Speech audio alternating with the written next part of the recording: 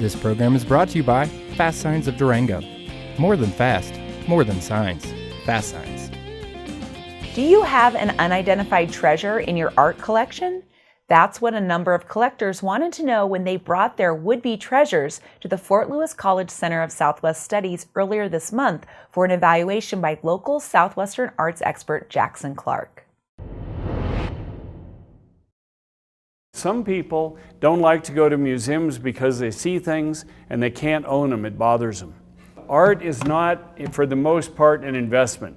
It's something that you love and you care about and that you want to make part of your life. Jackson Clark is the owner of Durango's Toatin Gallery, and he's an expert on Western art. These are, as you can see, they're all what you'd call a flat painting, a two-dimensional design. There's no shading of the animals or the people. And this is an artist named Harrison Begay. You talk about somebody being famous. What he sold these paintings for back in the day, $10, $20, $30. You probably bought some from him, didn't you?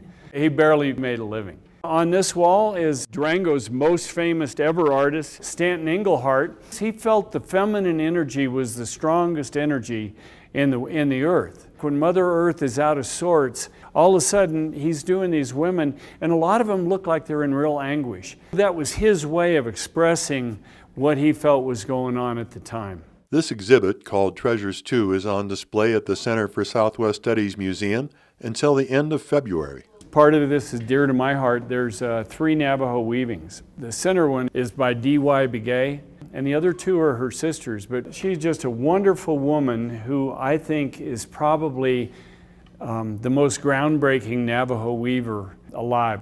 And where'd you get this piece? My grandfather. A lot of these people brought their family art treasures for Jackson to appraise. I'm going to say 30s, 2 Gray Hills weaving. And the neat thing about this rug is there's no dye in this. There's nothing in this that came out of a store. That's a really nice piece. Today, you know, they get $3,500 to $4,000 for that rug.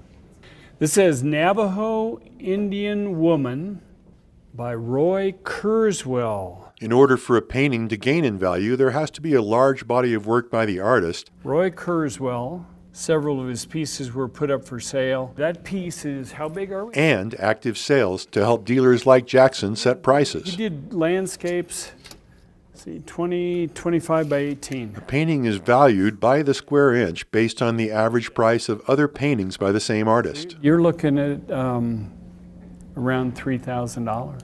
It's really gone up in value since you got it. What was it? $250. $250. From $250 to $3,000, not bad. But the biggest surprise treasure belonged to Robert and Virginia Shipp. Okay, and it's signed by a guy named William Hughes. He painted landscapes and then he painted the people in them, like this guy on the horse. When you extrapolated the square inch things, this piece comes out to about $25,000.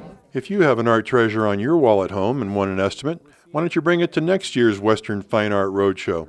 Or you can go see Jackson Clark at Toatin Gallery in Durango. So it was a Ralph Lauren type thing. I'm Brian Gill.